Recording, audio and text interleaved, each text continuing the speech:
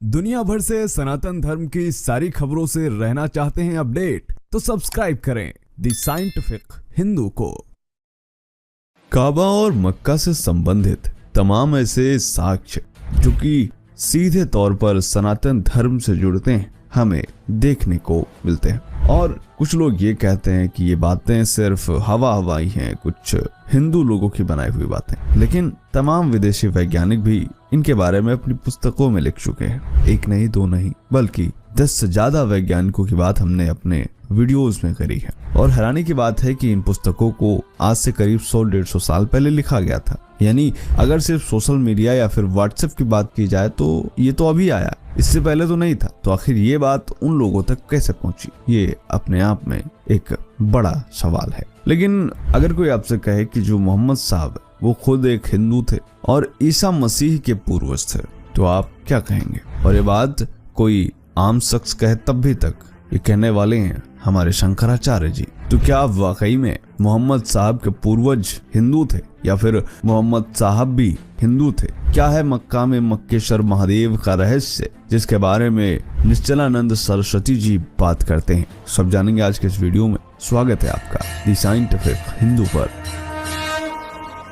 मेरा नाम है धीरेन्द्र और आप देख रहे हैं द साइंटिफिक हिंदू। तो चलिए हर हर महादेव के साथ शुरुआत करते हैं आज के इस वीडियो की। दोस्तों, स्वामी श्री निश्चलानंद सरस्वती ओडिशा के पुरी की गोवर्धन पीठ के 145वें वर्तमान शंकराचार्य हैं। इनका जन्म 1943 में हुआ था बिहार में और आज इनकी उम्र 80 साल है। लेकिन अब तक इनको सैकड़ों की संख्या में सम्मान दिए जा चुके हैं। ये कई सर्वोच्च वैधानिक संगठनों और यूएनओ तथा वर्ल्ड बैंक के भी सलाहकार रह चुके हैं। इसी से आप अंदाजा लगा सकते हैं कि इनका ज्ञान कितने उच्च कोटि का है। चलिए इस पर कभी और बात करेंगे। मुख्य विषय पर आते हैं। दोस्तों, शंकराचार्य स्वामी निश्चलानंद सरस्वती जी ने कहा है कि सबके पूर्वज सनातनी और वैदिक हिंदू थे। आगे कहते हैं कि मोहम्मद साहब ईसा मसीह के भी पूर्वज सनातनी, वैदिक और हिंदू ही थे।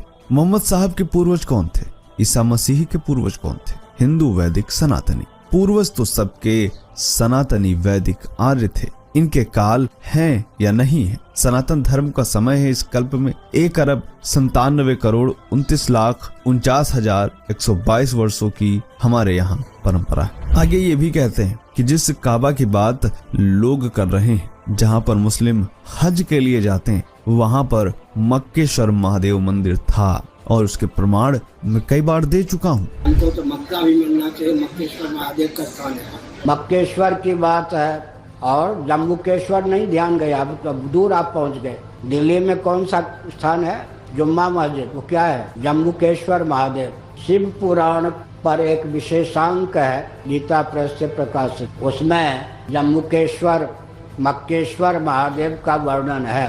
तो दोस्तों, शंकराचार्य ने ये बात पहली बार नहीं कही है, बल्कि इससे पहले भी कई बार शंकराचार्य ने ये कहा है कि मेरे पास इतने पर्याप्त सबूत हैं कि मैं सिद्ध कर सकूं कि वहां पर मोहम्मद साहब भी हिंदू थे और हिंदू देवी देवताओं की वहां पूजा की जाती थी, वहां पर मक्केश्वर महादेव हैं। लेकिन इन्हीं में से एक सबूत है जिसका जिक्र कई लोग करते हैं, वह एक इराक की पुस्तक। और इराक कोई हिंदू राष्ट्र तो है नहीं। इराक में एक पुस्तक है जिसमें कुछ सबूत हैं जो अपने आप में अटल सत्य हैं। इस पुस्तक को इराकी सरकार ने खुद छपवाया था। इस पुस्तक में हमें 622 ईस्वी से पहले अरब में इस्लाम का जिक्र मिलता है। इस पुस्तक में ये स्पष्ट रूप से लिखा है कि मक्का में पहले शिवजी का एक विशाल मंदिर था। जी हाँ दोस्तों, स्पष्ट रूप से इस पुस्तक में देखने को मिलता है। ऐसी कोई पुस्तक इस्लामिक साहित्य में तो नहीं है, ये पहली ऐसी पुस्तक है। इसमें लिखा है कि जो शिवजी का मंदिर था उसके अंदर एक शिवलिंग थी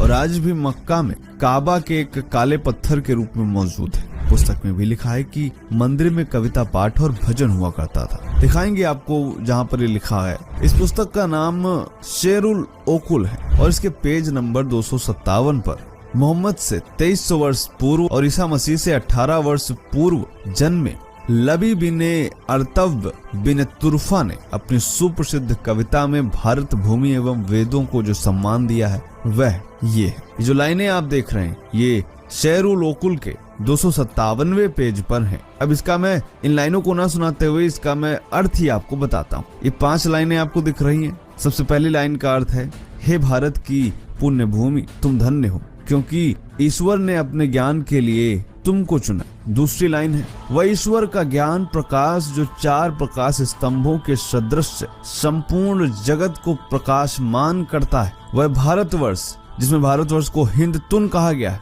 यह भारतवर्ष में ऋषियों द्वारा 4 रूप में प्रकट हुआ है। तीसरी लाइन का अर्थ है, परमात्मा समस्त संसार के मनुष्यों को आज्ञा देता है कि वेद जो मेरे ज्ञान है इनका अनुसरण करो, इनके अनुसार आचरण करो। चौथी लाइन है कि ये ज्ञान के भंडार है और ये ईश्वर ने प्रदान किए हैं, इसीलिए मेरे भाइयों वेदों को मानो क्योंकि ये हमें मोक्ष का मार्ग बताते हैं। 5वीं लाइन का अर्थ है, इनमें से 2 ऋग्वेद और अथर्ववेद जो हमें भ्रातृत्व की शिक्षा देते हैं और जो इनकी शरण में आ गया वह कभी अंधकार को प्राप्त नहीं होता। ये इराक की पुस्तक है जिसका नाम शायर उल ओकुल है। आप भी इसको इंटरनेट पर सर्च कर सकते हैं, शायद आपको इसकी PDF मिल जाए। आपको बता दें कि मोहम्मद साहब का जन्म एक हिंदू के रूप में ही हुआ था। दोस्तों, एक बात का जिक्र मिलता है कि मोहम्मद ने मक्का पर आक्रमण किया था और जब आक्रमण मोहम्मद ने यहाँ पर किया था उस समय वहाँ बृहस्पति, मंगल, अश्विनी कुमार, गरुण, नरसिंह की मूर्तियां प्रतिष्ठित थी।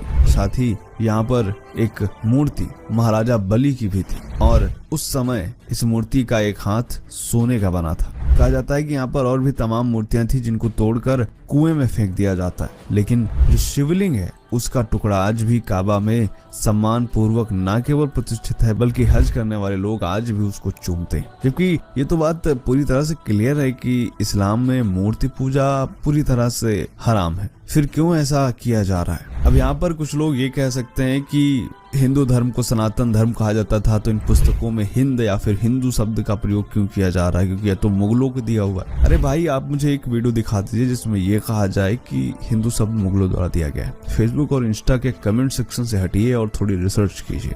प्राचीन काल से ही मुख्य रूप से भारत के इलाकों को सिंध कहा गया है। सिंध, हिंद, इसमें कोई फर्क ज्यादा नजर नहीं आता। कई बार भारत के आसपास के इलाके को भी सिंध कहा गया है। खैर, आगे बढ़ते हैं। दोस्तों, इराकी किताब शायर उल ओकुल के 253वें पृष्ठ पर एक और बात लिखी है जिसमें मोहम्मद के चाचा उमर बिन हश्याम की कविता है जिन्होंने हिंद यौमन एवं गबुल हिंदू का प्रयोग बड़े आदर से किया।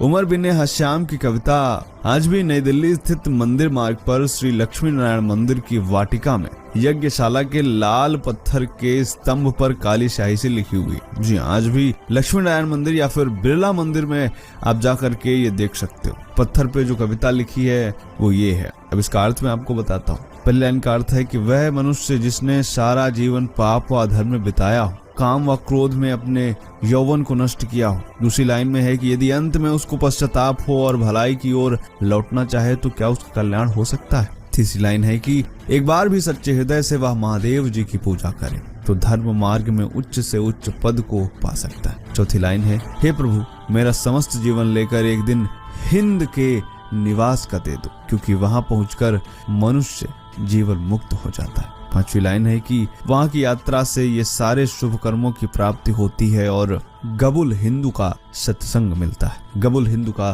तात्पर्य यहाँ पर आदर्श गुरुजनों से। तो दोस्तों, यह था आज का वीडियो। उम्मीद करते हैं वीडियो आपको पसंद आया होगा। कैसा लगा कमेंट करके बताएं। मिलते हैं आपसे अगले वीडियो में, तब तक के लिए जय हिंद, जय भारत, वंदे मातरम।